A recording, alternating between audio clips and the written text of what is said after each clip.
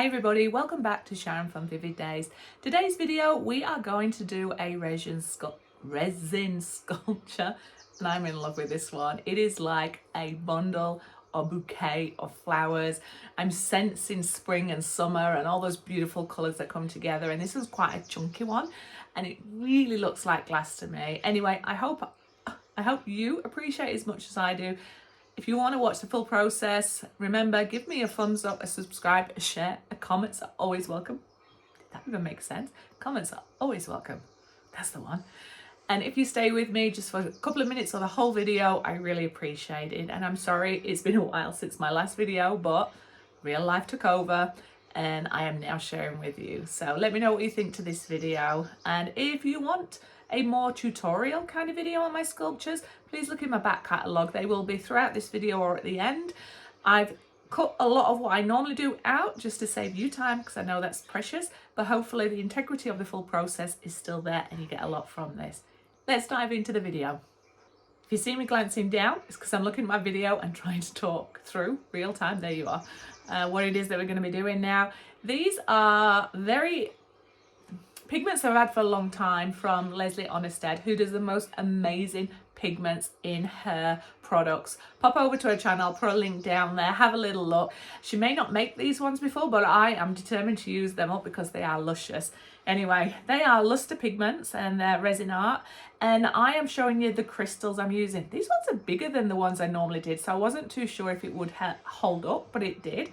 But I'm using a tabletop tray, silicone tray, and I'm also putting in my favorite bouquet paper in there. I've purposely left it crinkled so that it gives some natural, I don't know, contrast, and I think it helps it look more like glass-like, but that's my own preference. Anyway, I buy it in a roll. It's from Amazon. I open it up so I get it to the thinnest possible because it's doubled over, and that makes it adhere to the resin more than normal. Anyway, make sure your table is flat, make sure you're wearing all your protection, and have some fun. Now I'm trying to sort all my wrinkles there. I suppose I'm an old lady, got to sort my wrinkles out. You can see me teasing it over, but what I've done is I put clear resin around where my crystals are just to help. I wanted to protect the edge. I like them to look glass-like on the edge.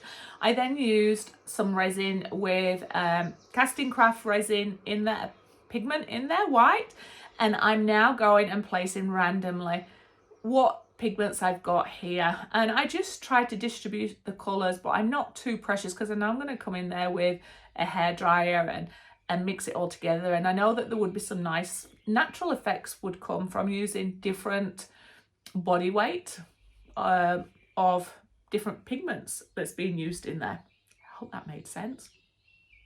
Anyway, I've got music playing in the background and I'm just loving it, and I just wanted to mix it up and not just use clear like I've been doing before, and I think it was worth everything that I did with this one. Patience is what I needed. Once I'd got all my resin mixed, you walked away. This one's got a 40-minute working time, so you've got ages. So I let the bubbles come to the top. I prep my table, and I still had plenty of time. I could have waited another 15 minutes before I started pouring. However, because it's in a mold, you don't need it to be going off and starting to cure, because the shape of the mold will stop the resin going too thin like it does if you use a free-form one, which is what I prefer to do normally. Anyway, people ask me a lot, what are the crystals I put in there? They're basically wedding table scatterings that you get from Amazon or any craft store shop. And I tend to prefer to use 4 to 5 and a max 6mm. These ones were a little bit bigger, but it still worked because of the depth of the resin that's in here.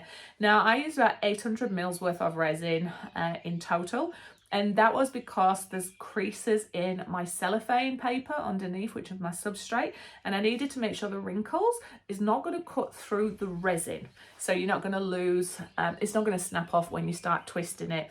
And I'm just going around with some clear again now, and there is a little bit of super sparkle white in there, my magic little recipe that just gives that little sparkle if a light hits it. just to push some of that resin back. Now at this stage you might be thinking, oh, are you sure it's ugly? And yeah, it is. And in my head, I don't panic too much because I know that the colours are going to start blending, interacting and creating their own natural effects. And you can see how the colour's moving down, where even though I thought it was level, it's obviously not. It's moving down slightly away from me. But I just came in the end and started slapping it on everywhere, whatever I'd got left, because I thought, you know what? It's not about perfection. You're going to go in with a hairdryer. Here we go. And with this, I didn't want it to overcommit. I was trying to see how all these pigments would interact with each other. And when I got to a point that I liked it, I left it for a little bit because I didn't want to overheat the resin to make it too runny. And I came in with some more clear around the edge just to push it while it's settling down, and I can see some lacing. Now, if sometimes you take a gamble when you go back in there with a hairdryer for the second time, and you can undo some of the effects that you've got under there. However, I still went ahead and did it for a second time because I felt as some of the pigments are dropping through the bottom and some of that white's coming back, if I blow it again, I'm hoping to create a little bit more of a pattern or a florist feel. Now, it did work out. I added a little bit of white on top, and I come through now and I'm giving it another blast with a hairdryer, just in the areas where I thought, hey, I'm just not getting quite the effects I want. And I stuck mainly to the edges where the clear is in there. And I just gave a little blow over just to push the pigments back out. Interestingly, a lot of the white came to the top when we show you when we do a flyover. I'm just getting rid of any excess bubbles here. A little bit of time had gone, so the heat had gone out of it. Now, what am I trying to say? The white rose, the pigment sunk, but then as it was curing, the white sunk and some more of that colour come through. So underneath you still see a little bit of colour that's dropped through. It's more solid colour, but because the cellophane adhered to the resin, it's giving you a nice iridescent look to it. Just a little dab of alcohol in my spray there, just to see if it creates any nice little effects and lacing. And then you just coming in for a flyover.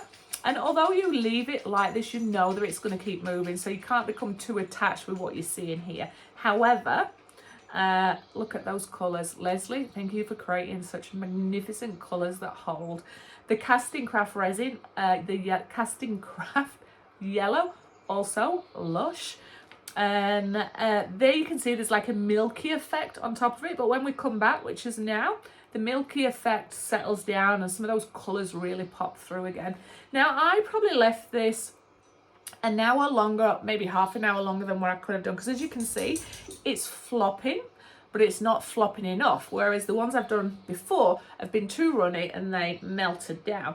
Whereas this side, you can see that it's bent, so there is still movement in there, but I had to work to put the shape into it. So you'll see me pressing with my hands. I've got gloves on most of the time, just because although the middle is hard, somewhere where around the edge was just a little bit tacky, and I didn't want to leave too many fingerprints in it because I was going to be pushing down.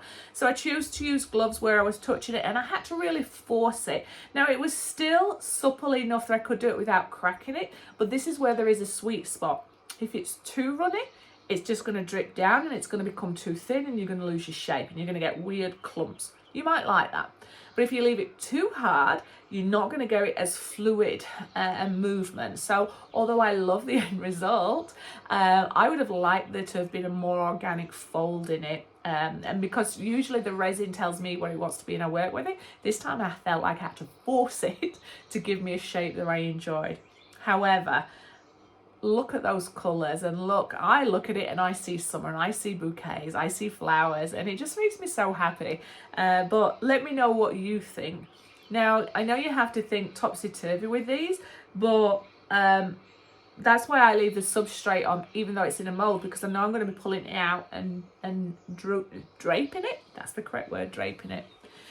Anyway, this part took me about 30 minutes. I didn't keep that in the video just to get that, because I had to really work at it and not force it, but really get the shape that I like. So I'm making sure it was flat on top. It's a little bit too rounded at the bottom for my liking, so I'm trying to push it down there. However, I could quite easily put some foam in there and use it to hang flowers in. I could put crystals in there, I could put lights in there, it could even take a candle. Look at the state of my messy work area then. It forced me to tidy it up after here. Anyway, what I love about some of the effects, which you don't pick up in camera, there's quite some depth in there. So you see, you can see like just there where the blue is.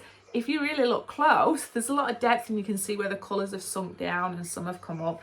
Anyway, I'm Sharon, I'm digressing. I am going to love you and leave you. We're nearly at the end of the video where you're going to see me. Now, usually it's a personal choice. Pull the cellophane out or leave it in. This one didn't give me a choice. It adhered. Because I'd used a lot of heat from the hairdryer and the resin got quite hot, it adhered to it. I was able to pull it around the edges where it needed to be, but in the middle it stayed there. But you're going to see that when you see the end of the video. So I'm just about to take you in and give you a close-up. I'll take you out in the daylight. You'll see me go through with my scissors and trim off the edges while I can. But I left this one curing for a good 3 days before I decided to do this part. Now, obviously, the longer you wait it before you do this part, the firmer and harder your resin's going to be. So I knew that I didn't have too many pieces that need cutting. So in between while it's draping and curing, you could come down and cut those off. But I'm really just going in there for the very fine little bits and trimming those off. So it worked. It was forgiving. And yeah, Bob's your uncle. It really, really worked for me. So I hope you enjoyed this process. If you did, consider giving me a thumbs up, a subscribe, a share, a comments are always welcome. And comments are always welcome. Come back and see my latest video and enjoy this video in all its glory. Much love. Don't forget to leave your comments. Bye bye.